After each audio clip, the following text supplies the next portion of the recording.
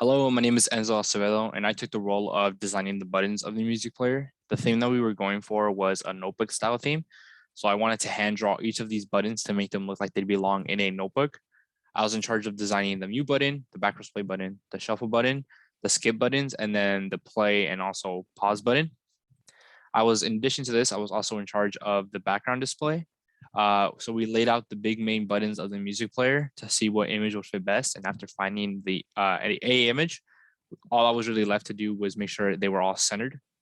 And what I also ended up doing was changing the background color of the buttons to closely match the image that we ended up finding, which, as you can see here in the code, each of these buttons are the same color.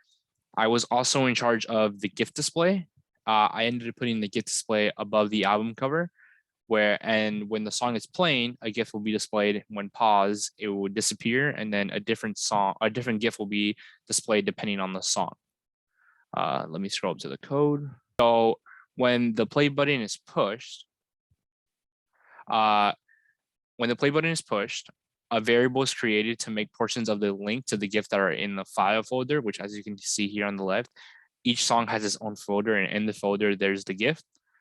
When the song starts to play, the link will be put together through a command called full file, and the GIF gets visibly turned on when the song starts to play and gets turned off when it's on pause, and a different GIF will be displayed when a different song plays.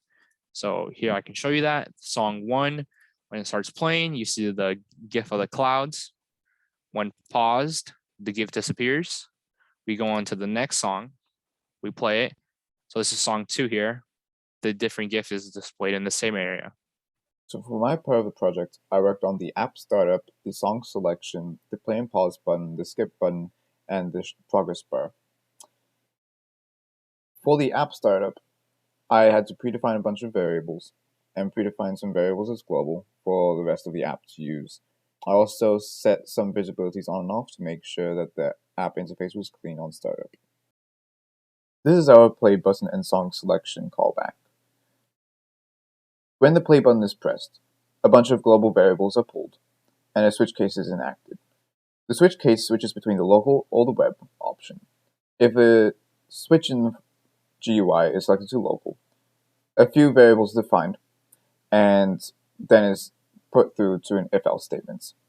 The if-else statement compares whether or not the current song is in the middle of being played, and if it is, it resumes a player, but if not, it continues on to start the song from the beginning.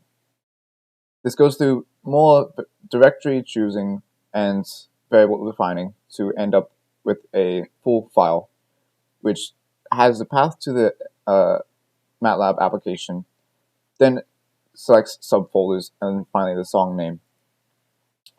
This then gets pulled down to an audio read function and reads the variable song select, which is a selected song, and then plays that song. And after that, it turns on and off some various GUI elements to make the interface a bit more cleaner.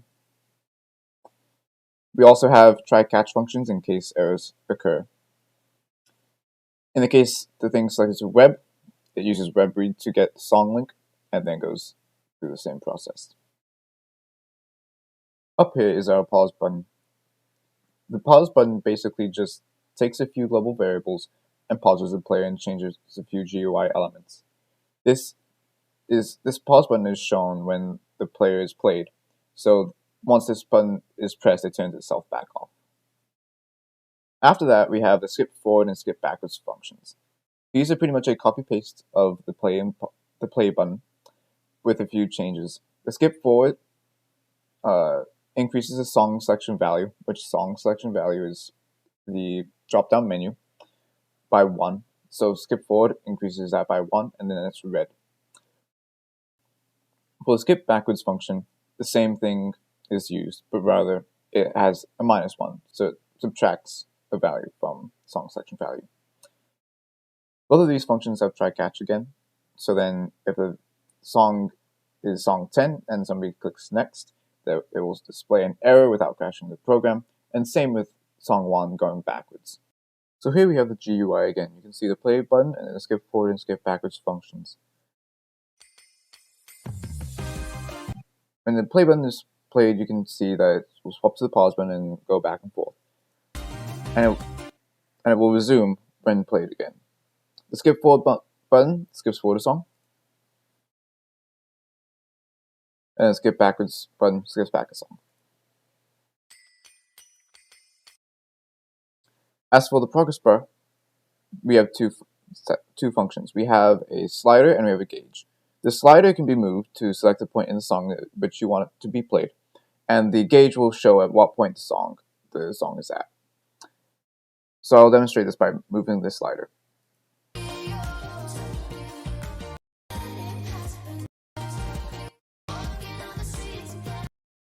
So as you can see, the song will jump around, but in order to get the gauge to move, you have to click the Display Song Progress button, and then the gauge will jump to the point at which the song is at.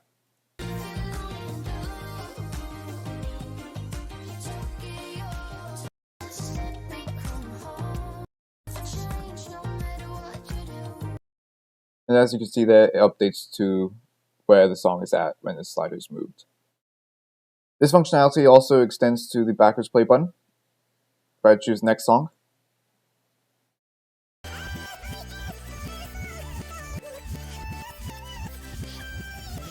My name is Ana Jimena Rodriguez Parra, and I'll be discussing volume slider, mute button, ThinkSpeak functionalities. Let's start with our volume slider. So first, I'll display it and then we'll talk about it.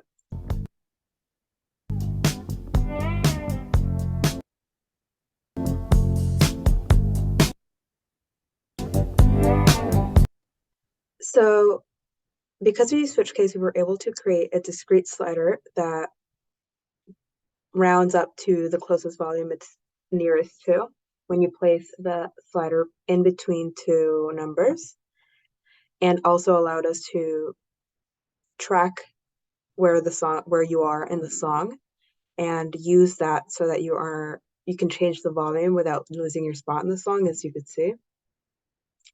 Our mute button I'll display now.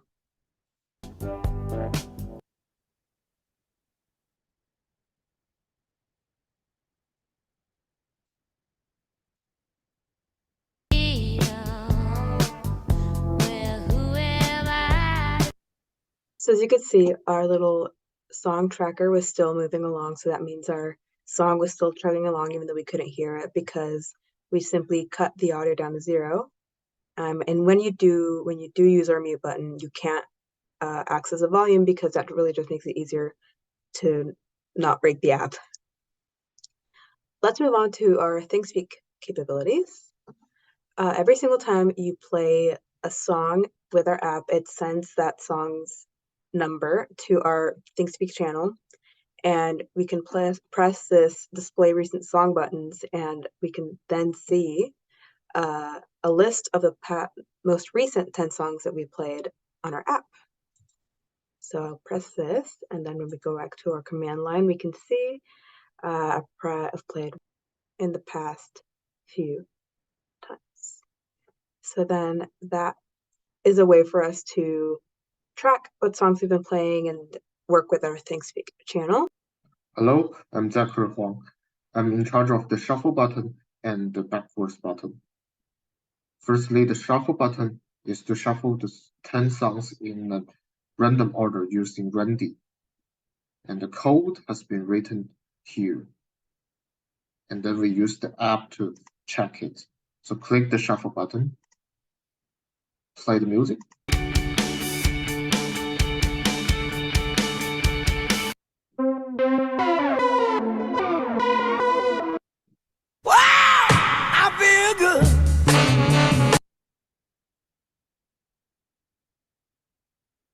And we found that the music has been played in a random order.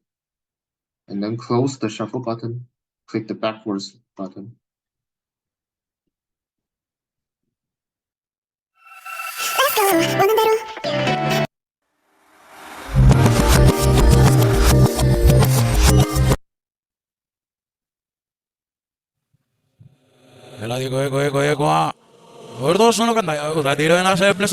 And we found that the music plays from the end to the start